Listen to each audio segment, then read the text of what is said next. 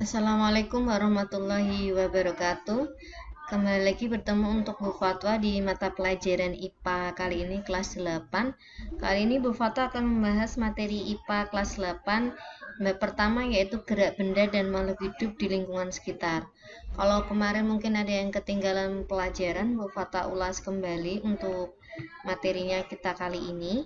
Yang pertama, kemarin kita sudah belajar bahwa benda dikatakan bergerak itu apabila mengalami perubahan posisi dari titik acuan. Jadi ada perubahan posisi dari titik acuan. Misalnya ada sebuah mobil di sini dari titik awal kemudian mencapai ke titik akhir, maka di sini sebuah mobil dikatakan bergerak karena di sini terjadi perubahan dari posisi awal atau dari titik acuannya. Oke, dari titik acuannya. Kemudian kita lanjutkan ke yang berikutnya mengenai benda. Ketika benda bergerak itu membutuhkan 3 hal. Yang pertama ada lintasan, apakah lintasannya lurus, melingkar, parabola atau tidak beraturan. Yang kedua adalah kecepatan, apakah lambat, cepat atau stabil. Dan yang ketiga adalah waktu. Jadi 3 hal yang diperlukan oleh sebuah benda dikatakan bergerak, ada lintasan, kecepatan, kemudian ada waktunya. Nah, bagaimana hubungan antara waktu, kecepatan, dan jarak? Kita lihat di sini bahwa jarak di sini adalah panjang lintasan yang ditempuh. Sedangkan perpindahan di sini adalah jumlah lintasan yang ditempuh dengan memperhitungkan posisi awal dan posisi akhir. Jadi kita lihat bagaimana Bu Fatwa ada contoh, ada seekor kucing. Nah, bergerak di sini dari posisi awal ke posisi yang kedua membutuhkan waktu sampai ke posisi yang ketiga. Di sini kita lihat jaraknya yang pertama 8 meter, yang kedua ada 6 meter. Maka yang dikatakan jarak adalah panjang lintasan yang ditempuh, yaitu 8 ditambah dengan 6, yakni 14 meter. Sedangkan perpindahan tadi dikatakan ada posisi awal dengan posisi akhir. Jadi kita tarik resultan gayanya, kita lihat perpindahan di sini adalah 8 kuadrat ditambah 6 kuadrat. Jadi 64 ditambah 36 yaitu 100. Akar dari 100 adalah 10 meter. Jadi dikatakan bahwa kucing tersebut menempuh jarak 14 meter dengan perpindahannya adalah 10 meter dengan memperhitungkan posisi awal dan posisi akhir. Kemudian ini contohnya bisa kalian pelajari nanti.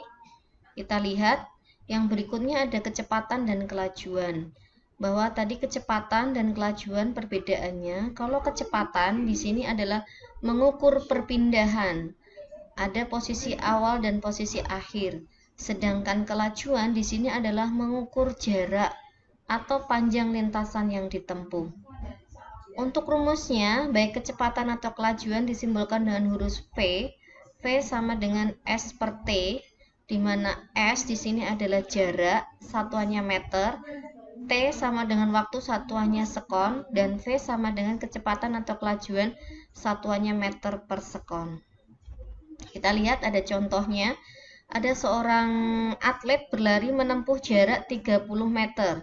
Jadi sini 30 meter adalah S atau jaraknya dalam waktu 6 detik atau T atau waktunya. Berapakah kecepatan berlari atlet tersebut? Jadi kita lihat V sama dengan, sesuai dengan rumus tadi, V sama dengan S per T. Berarti kita lihat di sini V sama dengan S per T. Berarti S 30 dibagi 6 sama dengan 5 meter per sekon. Ya, 5 meter per sekon. Jadi setiap 1 detik dia 5 meter. Dan soal yang berikutnya yaitu tentang bersepeda. Ada tabel yang menunjukkan waktu atau detik dengan satuannya detik, kemudian jarak dan satuannya meter. Ada 0 sampai 5 detik, kemudian menempuh jarak 0 sampai 10 meter. Nah, kita diminta untuk menghitung kelajuan sepeda pada detik kedua.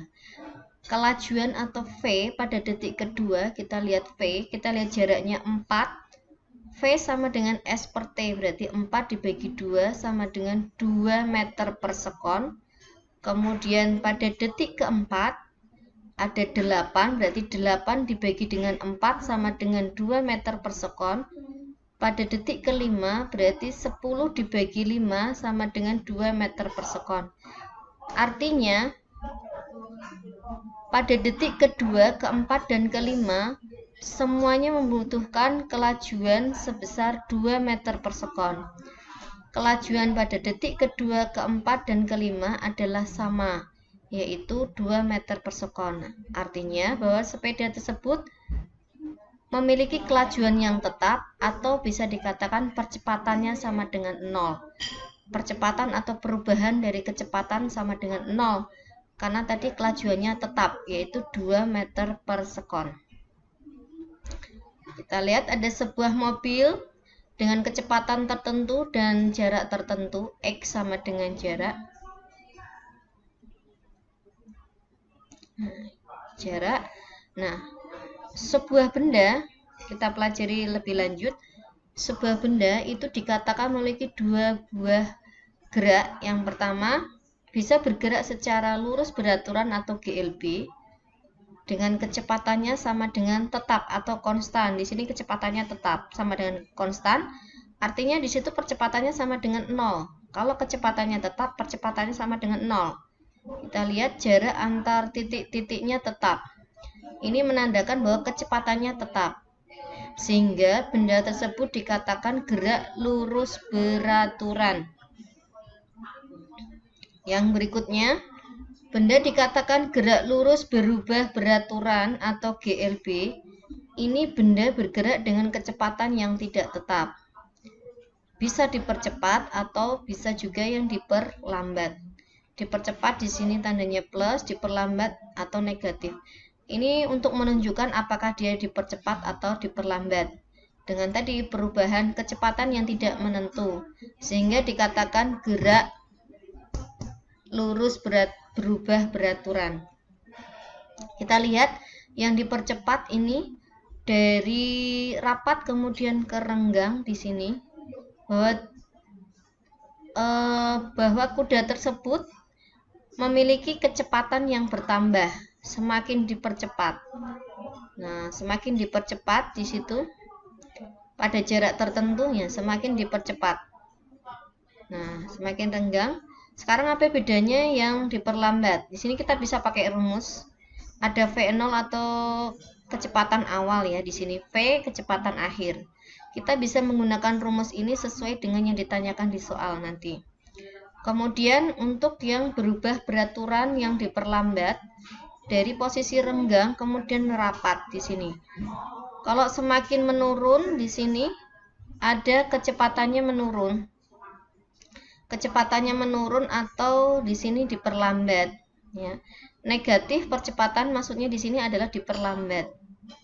Nah, karena semakin direm, diperlambat, maka kecepatannya turun, di sini percepatannya negatif. Artinya diperlambat. Nah, kalau tadi percepatan di plus, maka untuk yang rumus yang diperlambat di sini adalah negatif gitu. Nah, apa sih percepatan suatu benda? Percepatan suatu benda, misalnya di sini ada lampu hijau untuk traffic light, atau di perempatan misalnya sebuah mobil ketika lampu hijau maka kecepatannya akan berubah ya, karena lampu hijau kecepatannya berubah. V0 atau kecepatan awal, VT atau kecepatan akhir. Berbeda dengan yang lampu merah di sini. Ketika menuju lampu merah, V0 atau kecepatan awal, VT kecepatan akhir, dan di sini berhenti. Nah, adanya perbedaan kecepatan ini menimbulkan adanya percepatan sebuah benda. Maka percepatan itu bisa disimpulkan adalah selisih sebuah kecepatan, selisih kedua kecepatan dibagi dengan selang waktunya. Percepatan di sini satuannya meter per sekon kuadrat. Kemudian delta V atau perubahan kecepatan meter per sekon. Perubahan waktu sama dengan sekon. Nah, di sini kita bisa lihat delta V sama dengan VT min V0. Nah, Contoh rumusnya kita bisa, nah ini contohnya bisa kita pelajari. Seseorang mengendarai mobil dengan kecepatan 15 meter per sekon.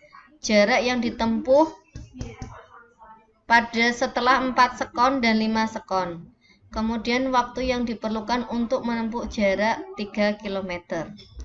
Jadi ketika diketahui V-nya sama dengan 15 meter per sekon, jaraknya S pada waktu 4 sekon dan 5 sekon.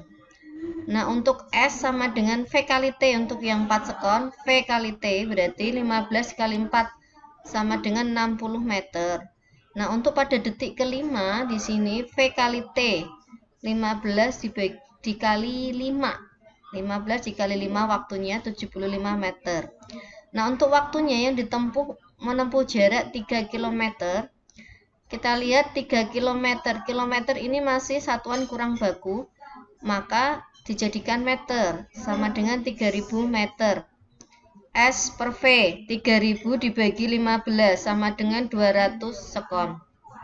Itu bisa kita aplikasikan. Nah, ini ada beberapa contoh, bisa kalian pelajari. Oke. Nah, ini contoh untuk yang percepatan. Seseorang mengendarai motor mula-mula kecepatannya 18 km per jam. Setelah 10 sekon, kemudian kecepatannya menjadi 54 km per jam. Berapakah percepatan sepeda motor tersebut? Kita ketahui V1 atau kecepatan mula-mula 18 km per jam. Ini berarti dijadikan meter per sekon untuk satuan baku. 18.000 dibagi 3.600 sekon. Jawabannya 5 meter per sekon. Begitu juga untuk yang V2 atau kecepatan kedua dijadikan meter per sekon. Jadi 54 km jadikan meter, kemudian per 1 jam. Jam ini 1 jam jadikan detik atau sekon. Nah, kemudian yang ditanyakan adalah percepatan. A sama dengan delta V dibagi delta T. 15 dikurangi 5 dibagi 10 sama dengan 1 meter per sekon kuadrat. Itu untuk soal percepatan. Nah, Bu Fatah harap kita sampai belajar ke percepatan. Bu Fatah harap memahaminya ya. Mudah-mudahan materi ini memberikan manfaatnya. Wassalamualaikum warahmatullahi wabarakatuh.